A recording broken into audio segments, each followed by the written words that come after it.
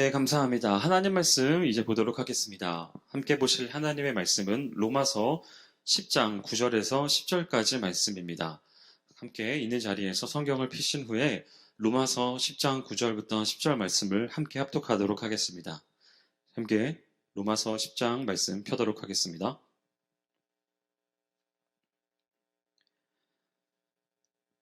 자, 함께 찾으셨으면 한 목소리로 한번 읽어보도록 할게요. 9절부터 있습니다. 시작.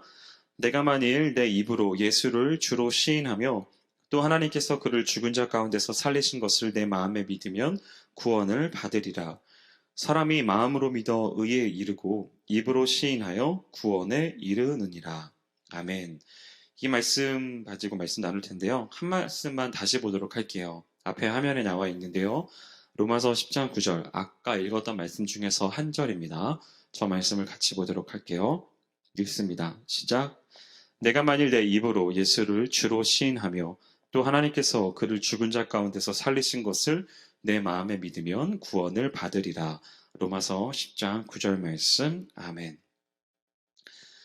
자, 2021년 학생부가 본격적으로 시작되었습니다. 지난주에는 이제 졸업 진급 예배로 하나님 앞에 영광 올려드렸고, 그리고 또 이어서 2021년도를 시작하는 그러한 예배를 하나님 앞에 올려드렸는데, 중학교 1학년 학생이 함께하지는 못한 예배였죠.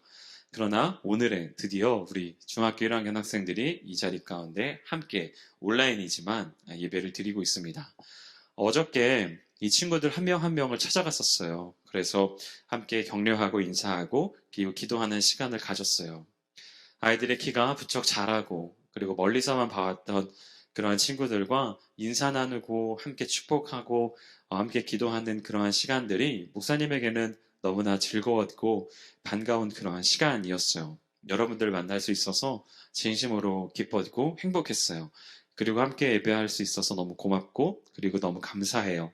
하나님 앞에 영광 올려드리고 그 모든 것들 가운데 정말로 기뻤어요. 그만큼 여러분들을 환영하고 함께 잘 생활했으면 좋겠습니다.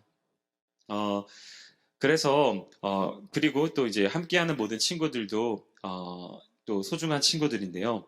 이 친구들 가운데 있어서 또 여러분들에게 어떤 말씀을 주면 좋을까라고 생각을 했어요. 그런데 우리는 학생부는 매년 초에 1월 달에 꼭 하는 예배, 꼭 드려지는 말씀이 있어요. 그게 바로 오늘의 말씀이에요. 저와 함께 했던 친구들은 벌써 이걸 아마 세 번째 듣는 그러한 말씀일 거예요.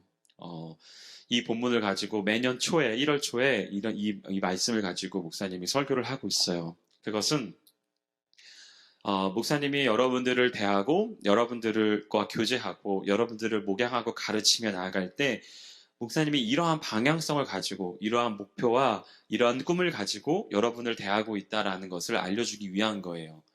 목사님은 학생부에서 사역을 할 때 여러분들을 대하며 나아가는 그 모습 속에서 바로 요 말씀을 가지고 그리고 목사님이 지금부터 이야기해 주려고 하는 그 생각과 목표와 그리고 꿈을 가지고 여러분들을 대하려고 하고 있어요.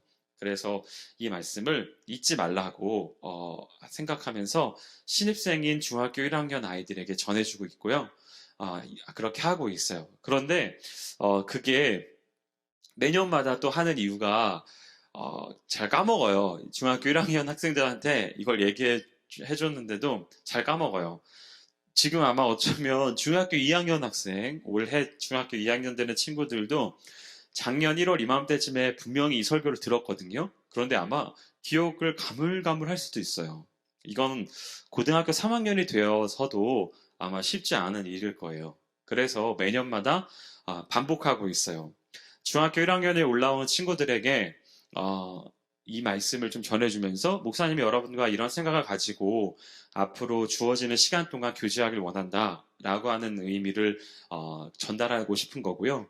그런데 이 말씀이 중학교 1학년 어떤 친구에게는 굉장히 쉽게 다가오는 친구도 있지만 좀 어려운 친구들도 있을 수 있어요. 그래서 이해가 잘 안 되고 그러니까 기억이 잘 안 나는 그런 모습이 있을 수 있어요.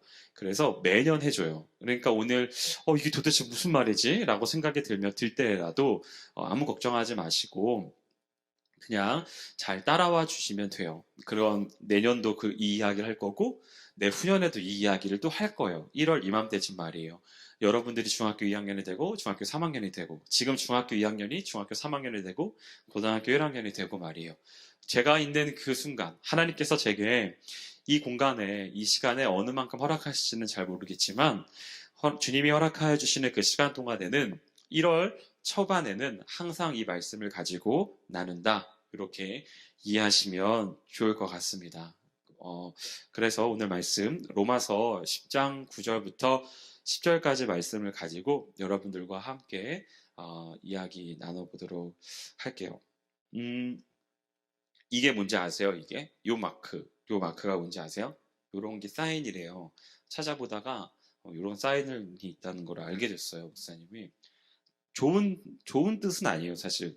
다른 예를 찾아보려다가, 좀 찾다가 좀 한계를 봉착해서 어쩔 수 없이 이제 사진을 가지고 온 건데, 이거는, 이 사인은 백인 우월주의를 뜻하는 그러한 말이래요. 그래서 백인의 그런 소수의 사람들이 가지고 있는 그러한 특권을 가지고 있는 그런 사인이라고 하더라고요. 그러니까 혹시나 뉴스에서 이런 사인을 보게 되어진다라고 하면 백인의 소수의 사람들이 가지고 있는 그 우월함을 표시하고 과시하기 위한 그러한 모습이다. 이렇게 좀 이해하시고 알았으면 좋겠어요. 이거를 좀 여러분들도 이제 청소년으로서 사회에 관심을 가지고 하나씩 어떤 뉴스들과 소식들을 접하게 될 텐데 그러한 모습 속에서 이런 것도 있구나라는 것을 좀 알려주고 싶어서 한번 좀 가져와 본 그러한 사진이에요. 요 백인이라고 하는 사람들이 미국 안에서는 굉장히 특권 계층으로서 우월함을 가지고 있다고 그렇게 알려져 있어요. 그래서 거기에 있는 많은 국가의 그 미국이라고 하는 국가 안에 굉장히 많은 민족들이 있어요. 거기에는 아시아인도 있고 멕시칸인들도 있어요. 중국인들도 있고 한국인들도 있고 굉장히 많은 이민자들로 이루어져 있는 나라가 바로 미국이잖아요. 그래서 되게 많은 민족들이 섞여 있는데 거기 안에 백인 민족도 있고 흑인 민족도 있고 여러 색깔의 피부색을 가진 민족들이 있는데 특별히 백인들이 자신의 우월함을 강조하기 위해서 특권 계층을 형성하고 있다라고 하는 그러한 말이래요. 네.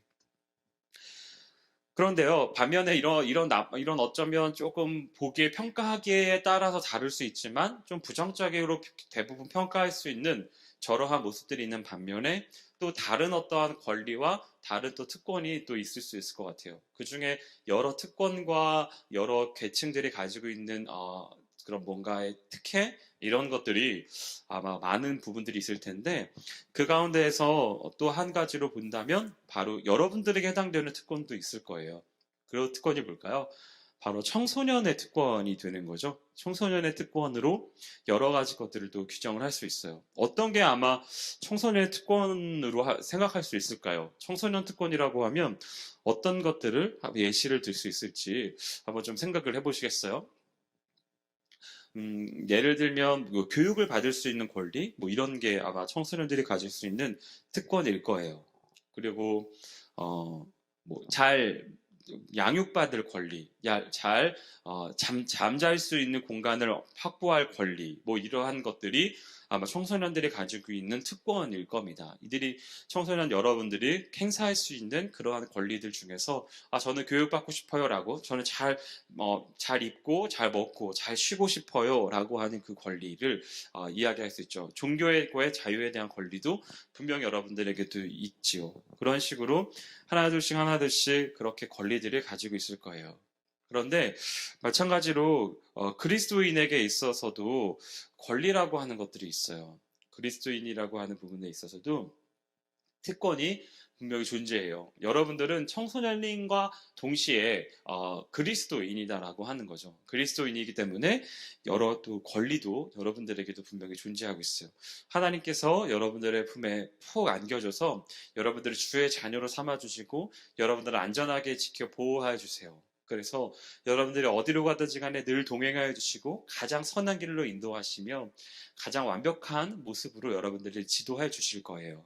여러분들이 어떠한 어려움이 있다 할지라도 그걸 하나님 앞에 기도하며 나아갈 때 하나님은 그 기도에 응답하여 주실 것이고 가장 적합한 때에 가장 적합한 방법으로 함께 하셔서 여러분들이 가지고 있는 수많은 고민들과 어려움들 속에서 꼭 함께 해 주실 것입니다. 그러한 하나님의 놀라운 은혜와 놀라운 사랑을 받을 권리가 바로 여러분에게 있다라고 하는 거예요. 그분이 누구냐면 바로 이 세상을 만드신 분이시죠. 이 세상을 창조하시고 이 세상을 우리에게 선물해 주신 분이세요. 그리고 우리 또한 창조하신 분이시죠. 우리 세상과 나를 만드신 그 하나님, 그 하나님이 나의 아버지가 되어 주신다. 그래서 내게 있는 모든 것에 귀 기울이시고 나를 진심으로 사랑하시며 어떠한 누구보다 내가 좋아하는 친구보다 내가 사랑하는 사람보다 심지어 부모님보다 나를 더 사랑하시고 나를 더 잘 아시고 나에게 모든 것을 해결해 주실 수 있고 모든 것을 능력을 공급해 주실 수 있고 아무튼 만능치트키라고 불려지는 정말 그러한 분이 바로 우리 하나님이시고 그 하나님과 함께 할 수 있는 권리 그게 바로 우리에게 주어져 있는 겁니다. 저와 여러분에게 있는 거예요. 그런데요. 여기서 한번 잘 생각해 봐야 될 것이 있어요. 뭐냐면 바로 이렇게 하기 위해선 구원을 받아야 돼요. 구원이라고 하는 부분에 있어서 여러분들이 잘 신경을 써야 해요. 구원을 받지 못하면 이 모습 가운데 있어서는 해당 사항이 되지 않아요. 구원받은 자만이 하나님께서 주의 자녀라 불러주시고 하나님께서 응답하여 주시고 인도하여 주시며 동행하여 주시고 놀라운 능력으로 함께 해주시는 거예요. 기도할 때 기도의 응답을 해주시는 것이고 가장 적합한 때에 가장 적합한 방법으로 인도해 주시는 거예요. 누가? 구원받은 자가. 하나님에 의해서 구원을 얻은 자가 그렇게 행할 수 있는 거예요. 그렇다고 하면 이 문제에 있어서는 저와 여러분에게 있어서 어쩌면 우리 인생에 있어서 가장 중요한 문제인 거예요. 구원이라고 하는 그 부분 말이에요. 그런데 많은 친구들이 초등학교를 지나오고 혹은 중학교 1학년 사춘기를 넘어서 고등학생이 되어지는 그 어간에 있는 모든 청소년들이 어쩌면 구원이라고 하는 이 말에 대해서는 한 번쯤 들어봤을 거라고 생각해요. 여기서 구원이라고 하는 단어 자체를 한 번도 들어보지 않은 친구 있나요? 그런 친구는 아마 없을 것 같긴 해요. 우리 교회의 학생부에는 새 친구가 한 명 왔었어요. 그 친구는 이제 부모님이 신앙생활을 많이 하지 않는 그런 친구예요. 그 친구도 1년여간 함께 학생부에서 예배를 드렸고 함께 생활을 했기 때문에 하물며 그 친구이다 하더라도 구원이라고 하는 말은 들어봤어요. 기억은 하지 못할지 모르겠지만요. 그런데 이 구원이라고 하는 부분에 있어서 이렇게 질문 드리고 싶어요. 여러분은 구원받았습니까? 여러분은 구원받은 존재인가요? 라고 질문 드리면 과연 여러분은 어떻게 대답할까요? 네, 맞아요. 저는 구원받았어요. 이렇게 이야기할 수 있을까요? 그렇다고 하면 다시 한번 그런 친구들에게 질문을 드리고 싶은 거예요. 당신이 구원받은 거를 어떻게 확인할 수 있나요? 어떤 근거를 가지고 구원을 받았다고 말하고 있는 건가요? 이거를 질문을 드리고 싶어요. 여러 대화를 나눠보면 좋겠지만 시간 관계상 그리고 채팅창에다가 이제 글을 남기는 부분의 환경적인 어려움상 그 부분에 있어서 목사님이 여러분들과 함께 교제하면서 다루고 싶은 그 답을 그러한 의견을 말할 거예요. 그건 바로 이 말씀에 오늘 읽었던 말씀에 나와 있어요. 다시 한번 읽어볼게요. 내가 만일 내 입으로 예수를 주로 시인하며 또 하나님께서 그를 죽은 자 가운데서 살리신 것을 내 마음에 믿으면 구원을 받으리라. 하나님께서 로마서 말씀을 통하여서 구원을 어떻게 받는지에 대해서 너 구원받았니? 라고 하는 질문 가운데 이렇게 하면 구원을 받은 거야 라고 하는 답을 알려주셨어요. 그게 이 로마서 10장 9절의 말씀에 나와 있습니다. 이 말씀이 가지고 있는 구원의 요소는 두 가지 조건을 이야기하고 있어요. 첫 번째 조건을 뭐라고 얘기하냐면 하나님께서 그를 죽은 자 가운데서 살리신 것을 믿으면 구원을 얻는다 라고 이야기하고 있어요. 즉 주님이 죽으시고 부활하셨다는 것을 믿느냐라고 하는 질문에 네라고 대답할 수 있냐라고 하는 거죠. 그러니까 왜 죽었는지도 이해가 돼야 되겠죠? 왜 죽었는가? 나의 죄의 문제를 해결하기 위해서 죽으시고 부활하셨다. 이렇게. 그래서 내 죄의 문제가 해결되어졌고, 그래서 나는 깨끗해지고 자유해졌으며, 그래서 하나님과 다시 한번 사귈 수 있는 그러한 기회를 얻게 되어졌다. 나의 모든 문제들은 그래서 예수 그리스도의 죽으시고 부활하신 것으로 다 해결되었다. 요거를 믿는 거라고 하는 거죠.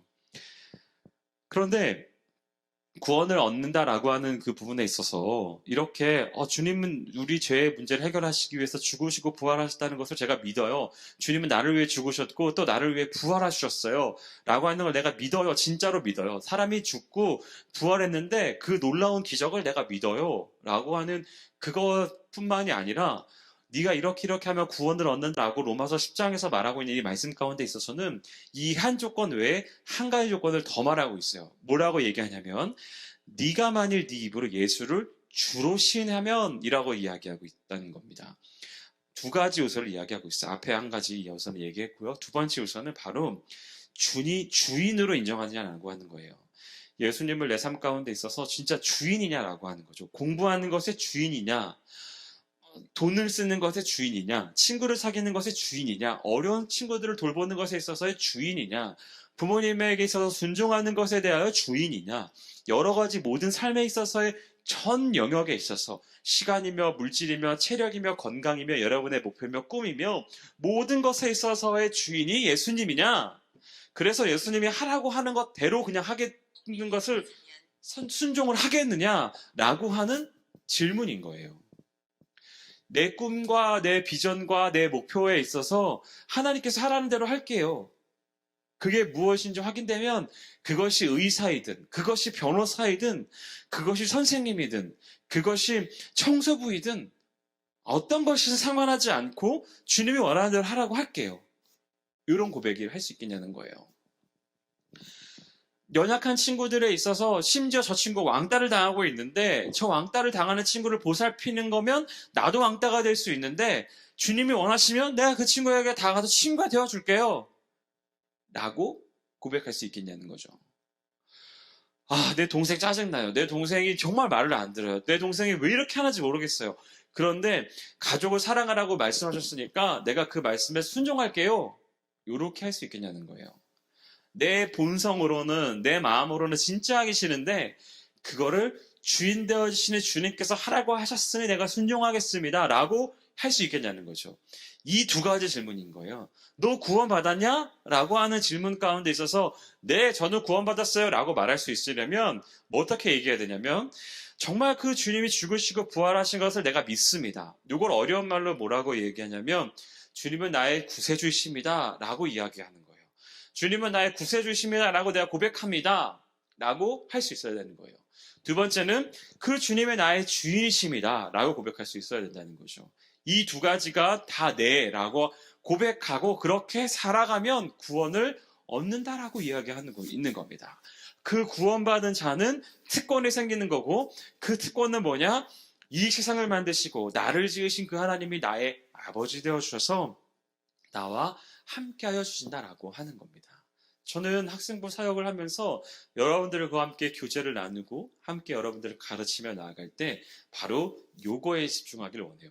여러분 구원받았어요? 라고 하는 질문에 여러분들이 네 라고 당당하게 대답할 수 있게 하기 위해서 집중하기를 원해요. 그런데 한 가지가 더 있어요.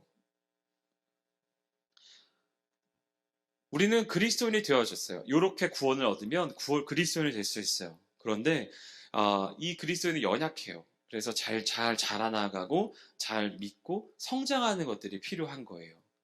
내가 그리스도인이 되어졌다라고 고백을 했어요. 그리고 나서 정말 예수님은 살아계신 것 같아. 그리고 나를 위해 죽으시고 부활하신 게 정말 믿어져. 사람이 죽었는데 다시 살아나는 것이 말도 안 되지만 내가 그게 믿어져. 이렇게 고백할 수 있고 그래 그분께 나의 인생의 모든 주권을 바칠 거야. 그래서 주님이 원하시고 기뻐하시는 것대로만 살아갈 거야. 그렇게 힘쓸 거야. 나의 본성과 나의 더러운 그런 성격들을 다 바꿔서 정말 주님이 원하시는 대로 살려고 노력할 거야. 라고 그렇게 다짐을 해서 그리스도인이 되었는데, 그럼 어떻게 해야 되는 거지? 그게 어떤 거지? 구체적으로 알기가 어렵다는 거예요.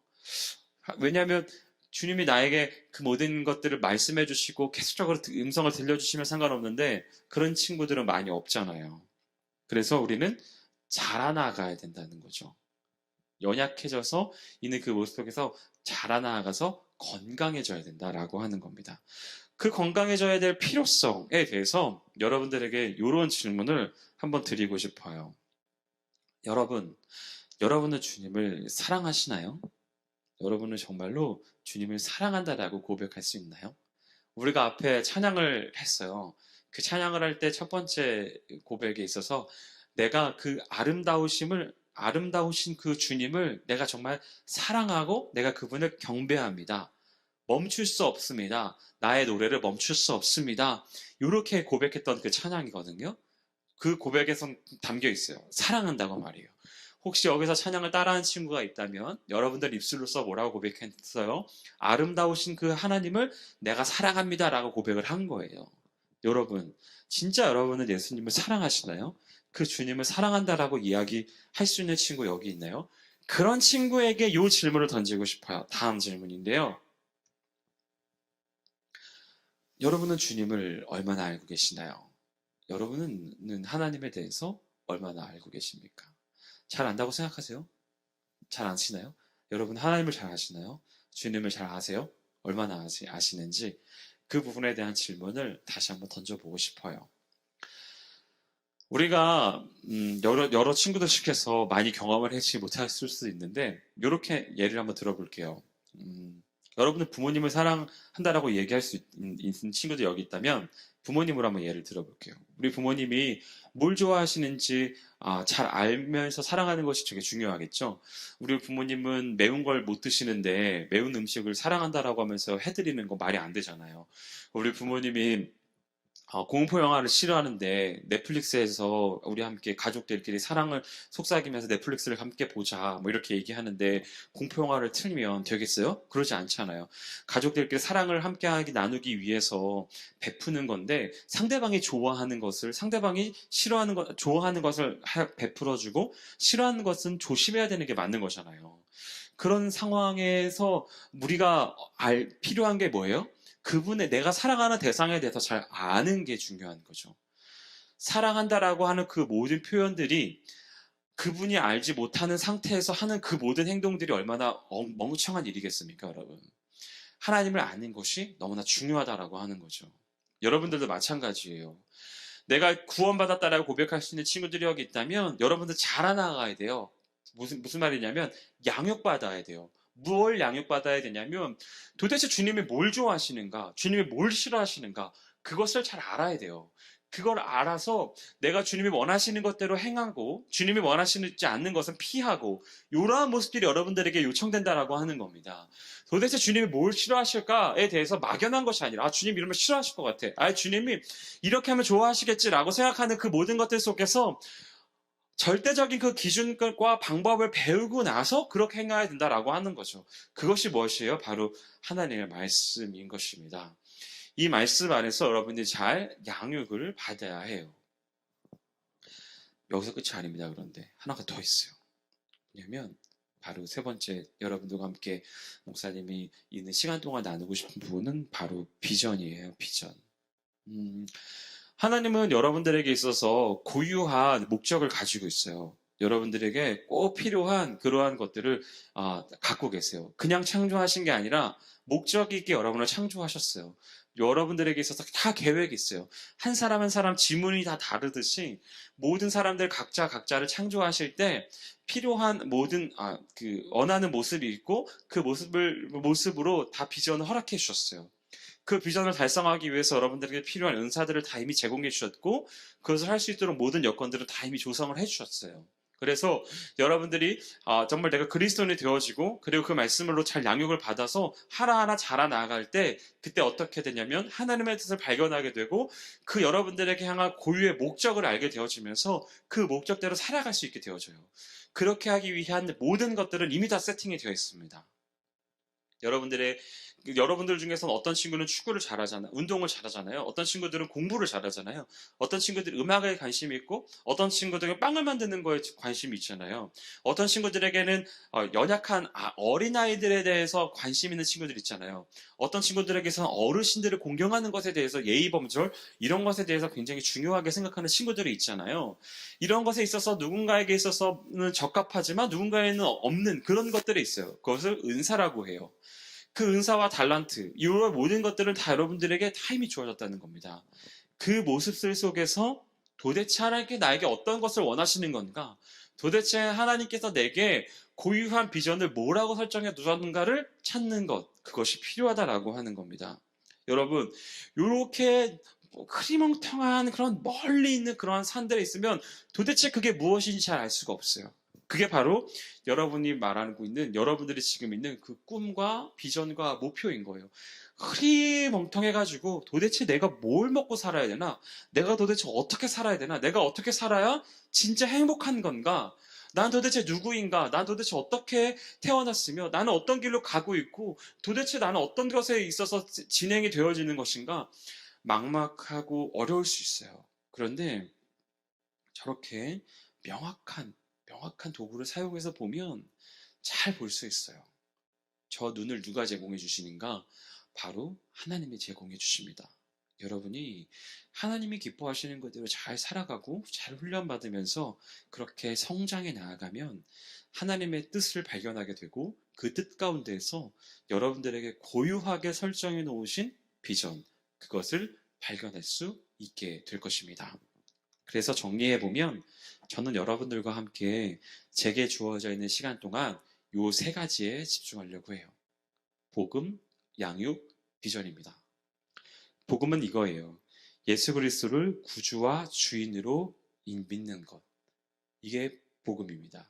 이 복음을 믿은 여러분들이 되길 바래요. 그걸 위해서 목사님은 여러분들과 함께 교제할 거고 그걸 계속적으로 격려하며 가르칠 거예요. 두 번째는 양육이에요. 하나님이 기뻐하시는 것과 싫어하는 것을 구분하고 기뻐하시는 것을 행하는 것. 그렇게 할 수 있도록. 도대체 하나님이 뭘 좋아하시는지 계속 말씀에 나와 있는 것들을 여러분들이 가르쳐 줄 거예요. 도대체 하나님께서 뭘 싫어하시는지 그것을 계속적으로 여러분들이 가르쳐 줄 거예요. 그래서 기뻐하시는 것, 그런 것들을 계속 할 수 있도록 격려하려고 합니다. 그렇게 쭉 해서 마지막으로는 여러분들에게 고유하게 허락하여 주신 것을 찾고 그 모습으로 행할 수 있도록 그 비전을 발견할 수 있도록 그렇게 하고 싶어요. 이 일을 위해서, 이 귀한 사역을 위해서 하나님께서 저를 여러분에게 허락해 주셨습니다. 2021년도 여러분들과 함께 이 꿈과 이 목표를 가지고 한번 잘 달려보기를 원해요. 사랑하는 여러분, 올 한 해도 잘 부탁드리고 이 모습들 속에서 잘 따라와 주시기를 바랍니다. 신앙생활이라고 하는 것이 어떻게 보면 보이지도 않고 만져지지도 않고 느껴지지도 않아서 좀 의미 없는 것 같고 좀 귀찮을 때도 있고 싫을 때도 분명히 존재해요. 목사님도 고등학교 때 그래봐가지고 잘 알아요. 그런데 요 시간들 속에서 잘 한번 배우고 느끼고 하도록 좀만 더 노력해봤으면 좋겠어요. 이 노력이 결코 헛되지 않을 거예요. 주님이 이 세상을 만드셨잖아요. 여러분들 만드셨잖아요. 주님이 원하시는 게 요거고 요렇게 되면 여러분들 진짜 행복할 수 있다라고 이야기하고 있어요. 그 뜻을 잘 따라와 주셨으면 좋겠습니다. 기도할게요.